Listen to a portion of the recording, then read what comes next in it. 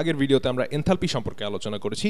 তো enthalpy H সমান হচ্ছে সিস্টেমের আভ্যন্তরীণ শক্তি বা ইন্টারনাল এনার্জি ইউ প্লাস সিস্টেমের চাপ পি এবং আয়তন ভি এর গুণফল। এটা সাধারণ একটা সংজ্ঞা, কিন্তু আমরা জানি যে এটা একটা যৌক্তিক স্টেট ভ্যারিয়েবল। আপনি এক বিন্দুতে শুরু করে যেদিক দিয়েই আবার ওই বিন্দুতে ফিরে আসুন না কেন, সেটার মান সবসময় একই থাকবে।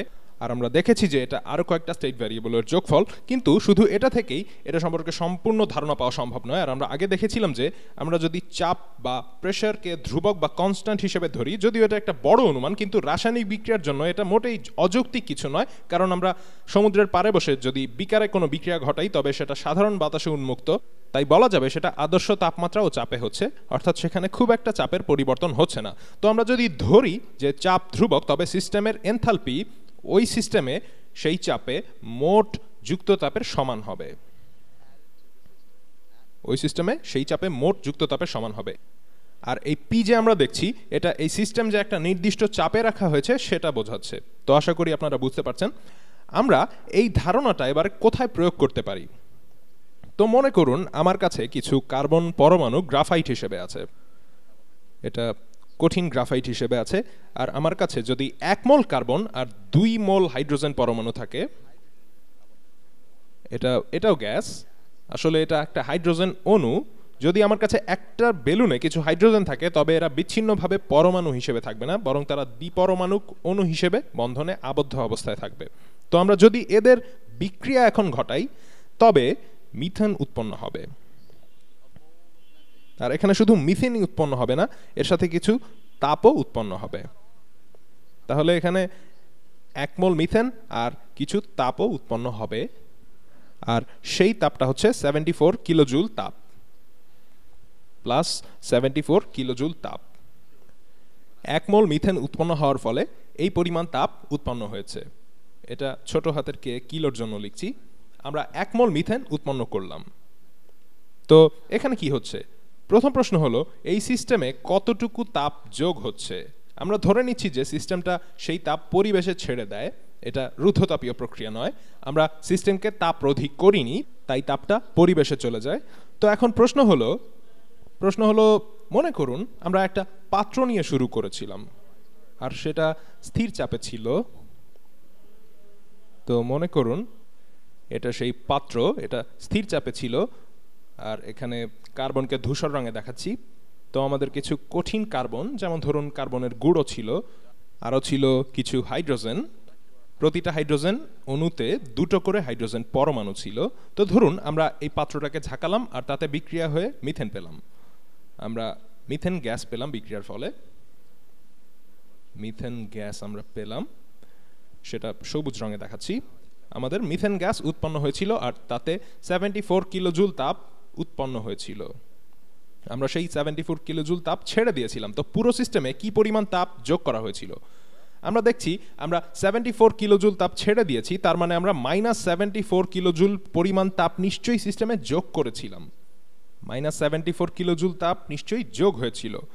তো এখন আমি যদি আপনাদের প্রশ্ন করি কত তাপ সিস্টেম থেকে বের হয়েছিল, উত্তরে আপনি বলবেন 74 কিলোজুল। কিন্তু মনে রাখবেন আমাদের বের করতে হবে সিস্টেমে কতটুকু তাপ যোগ করা হয়েছিল, আর সেটা হচ্ছে -74 কিলোজুল। আর আমি একটু আগেই দেখিয়েছি সেটা আবার এনথালপির পরিবর্তনের সমান। তাহলে এটাই এনথালপির পরিবর্তন, সিস্টেমের এনথালপির পরিবর্তন। তো আমরা কিভাবে বুঝবো যে এই সিস্টেমের এনথালপি এই সিস্টেমের তুলনায় কেমন? এটার এনথালপি কম হবে, কারণ আমরা শেষে সিস্টেমের এনথালপি এইচ ফাইনাল, সিস্টেমের শেষ এনথালপি এইচ ফাইনাল মাইনাস সিস্টেমের শুরুতে এনথালপি এইচ ইনিশিয়াল সমান -74 কিলোজুল পেয়েছি। তাই এইচএফ এর মান এইচআই এর চেয়ে 74 কিলোজুল কম হতে হবে। তাহলে এটার এনথালপি এইচএফ, এটার এনথালপি এইচআই এর চেয়ে ছোট। আমরা যদি বিক্রিয়াটা একটা ডায়াগ্রামে দেখাই, একটা গ্রাফে দেখাই, ধরুন এটা হচ্ছে সময় অতিবাহিত হওয়ার অক্ষ। এই অক্ষটা মানে হলো বিক্রিয়া সামনের দিকে যাচ্ছে, আর ওয়াই অক্ষে আমরা এনথালপির মান বসাবো। তো বিক্রিয়ার শুরুতে এনথালপি ছিল এইচ ইনিশিয়াল, এটা আমি হলুদ রঙে দেখাচ্ছি। সেটা হচ্ছে এই অবস্থাটা, এই জায়গাটা। তো এরপর মনে করুন আমি পাত্রটা ঝাঁকালাম আর আমি এখানে অ্যাক্টিভেশন এনার্জি নিয়ে কথা বলবো না, কারণ সেটা অন্য প্রসঙ্গ। তো যাই হোক, বিক্রিয়া শেষে আমরা সিস্টেমের HF মানে ফাইনাল এনথালপিতে পৌঁছলাম। তো এটা হচ্ছে বিক্রিয়ার শেষের এনথালপি। বিক্রিয়া শেষ হবার পরে আমরা এই অবস্থায় আছি। তো এটা H ফাইনাল। তো আপনারা দেখছেন যে এখানে এনথালপির মান কমে যাচ্ছে। আর এখানে এটা কিন্তু এই সিস্টেমের অ্যাবসলিউট এনথালপি নয়, আর এটাও সিস্টেমের পরের অবস্থার অ্যাবসলিউট এনথালপি নয়, বরং যেহেতু আমরা এই সিস্টেমের এনথালপি সম্পর্কে জানি, তাই আমরা একটা ধারণা করতে পারবো যে এই সিস্টেমের তুলনায় এই সিস্টেমের তাপ কেমন হবে। তো যেহেতু এই সিস্টেমের চেয়ে এই সিস্টেমের তাপ কম, তাই আমরা অবশ্যই কিছু তাপ ছেড়ে দিয়েছি, যদিও সেটা আমি প্রথমেই বলেছি যে আমরা কিছু পরিমাণ তাপ ছেড়ে দিয়েছি। আর এর জন্য আমরা যে শব্দটা ব্যবহার করি সেটা হচ্ছে এক্সোথার্মিক বা তাপ উৎপাদী, এক্সোথার্মিক। আবার আপনি যদি এই প্রক্রিয়াটাই উল্টোভাবে করতে চান, তবে আপনাকে কিছু পরিমাণ তাপ যোগ করতে হবে। আপনি যদি বিপরীত দিকে অর্থাৎ নিচ থেকে যদি ওপরে যেতে চান, তবে ধনাত্মক ডেল্টা H পাবার জন্য আপনাকে কিছু তাপ যোগ করতে হবে, আর সেটা হবে এন্ডোথার্মিক বা তাপহারী বিক্রিয়া। তো কোনো বিক্রিয়া যদি তাপ উৎপন্ন করে সেটা এক্সোথার্মিক, আর কোনো বিক্রিয়া ঘটানোর জন্য যদি কিছু তাপের প্রয়োজন হয় তবে সেটা এন্ডোথার্মিক রিঅ্যাকশন। এখন প্রশ্ন আসতে পারে যে এই শক্তিটুকু কোত্থেকে আসলো। আমরা এই এনথালপি থেকে শুরু করেছিলাম, যেখানে এনথালপির সংজ্ঞাটা ছিল এরকম, আর তারপর আমরা এই এনথালপিতে পৌঁছলাম। আর আপনারা দেখেছেন আমরা এই প্রক্রিয়াতে চাপ স্থির রেখেছিলাম, আর ধরি যে এখানে আয়তনের তেমন কোনো পরিবর্তন হয়নি, আসলেই হয়তো হয়নি। তো পুরো এনথালপির পরিবর্তনই আভ্যন্তরীণ শক্তির পরিবর্তন থেকেই আসবে। তো এখানে একটু উচ্চ আভ্যন্তরীণ শক্তির পদার্থ আর এখানে কিছু নিম্ন আভ্যন্তরীণ শক্তির পদার্থ, আর এর ফলেই আসলে এনথালপির পরিবর্তনটা হচ্ছে। আসলে এখানে আভ্যন্তরীণ শক্তি কিছু পরিমাণ তাপ শক্তিতে পরিণত হচ্ছে। তো কিছু পরিমাণ শক্তি এখান থেকে বের হয়েছে, যেটা হচ্ছে 74 কিলোজুল। তাই আভ্যন্তরীণ শক্তি কমে গেছে। আর এটা এমন একটা ব্যাপার যেটা থেকে আমরা বের করতে পারবো যে কোনো কিছু তৈরি করতে কি পরিমাণ শক্তি লাগতে পারে। আর আমরা আগে থেকেই বলতে পারবো যে কোন বিক্রিয়ায় কি পরিমাণ তাপ উৎপন্ন হবে বা শোষিত হবে।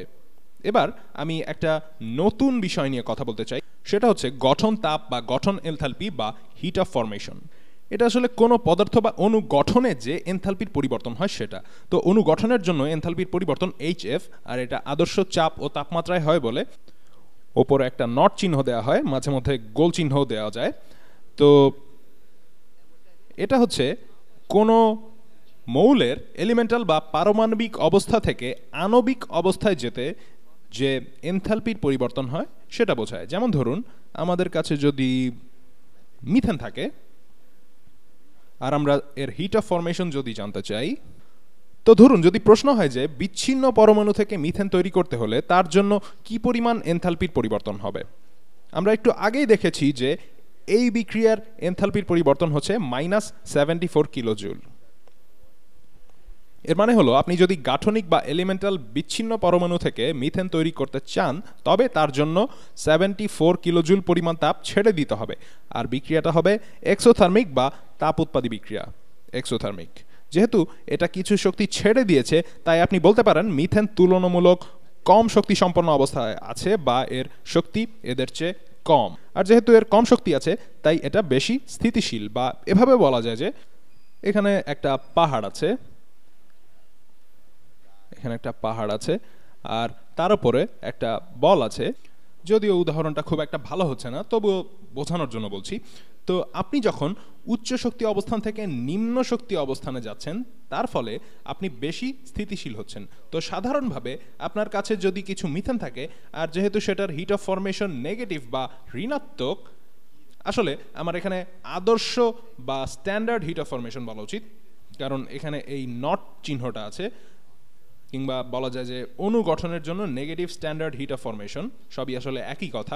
তো এটা থেকে বোঝা যাচ্ছে যে মিথেন এর গাঠনিক পরমাণুর চেয়ে বেশি স্থিতিশীল। আর এগুলো মুখস্থ করার চেয়ে বুঝতে পারাটা কিন্তু আসলে জরুরি। এখানকার সব কিছুই আমি উইকিপিডিয়া থেকে নিয়েছি, এই দেখাচ্ছি আমি, নিচে রয়েছে এগুলো, এই যে দেখতে পাচ্ছি। এখানে আমরা আদর্শ তাপমাত্রা ও চাপে বিভিন্ন অণুর হিট অফ ফরমেশন দেখতে পাচ্ছি। আর এখানে নিচের দিকে মিথেন আছে, চলুন দেখি। একদম নিচে এই যে মিথেন আছে, এটাই হচ্ছে মিথেন, এটা নিয়ে আমরা কাজ করছি। মিথেনের ফরমেশন বা গঠনের জন্য বিক্রিয়া যে এনথালপির পরিবর্তন হয় সেটাই হচ্ছে এই মান। এর মানে হচ্ছে যদি আমরা 1 মোল কার্বন নেই যা কঠিন অবস্থায় আছে আর 2 মোল হাইড্রোজেন গ্যাস নেই তবে আমরা 1 মোল মিথেন পাবো। আর তারপর যদি আমরা এখানকার এনথালপি বাদ দেই তাহলে আদর্শ তাপমাত্রা ও চাপে এই বিক্রিয়ার এনথালপির পরিবর্তন হবে -74 কিলোজুল পার মোল। -74 কিলোজুল পার মোল। এখানে প্রতি মোলে সবকিছু দেওয়া আছে। আপনি যদি এভাবে 1 মোল মিথেন উৎপন্ন করেন তবে আপনি 74 কিলোজুল শক্তি ছেড়ে দেবেন এবং এটা একটা স্থিতিশীল বিক্রিয়া। তো যাই হোক, আশা করি বুঝতে পেরেছেন। পরের ভিডিওতেও আমরা এই টেবিলটা ব্যবহার করব। আর এখানে দেখুন, এখানে দেখা যাচ্ছে মনোঅ্যাটমিক বা এক পরমাণুক অক্সিজেন এর আদর্শ বা স্ট্যান্ডার্ড হিট অফ ফরমেশন হচ্ছে ধনাত্মক। এটা হচ্ছে ধনাত্মক, তার মানে এটা তৈরি হতে তাপের প্রয়োজন হয়, তাই না? ধরুন যদি আপনার একটা বিক্রিয়া থাকে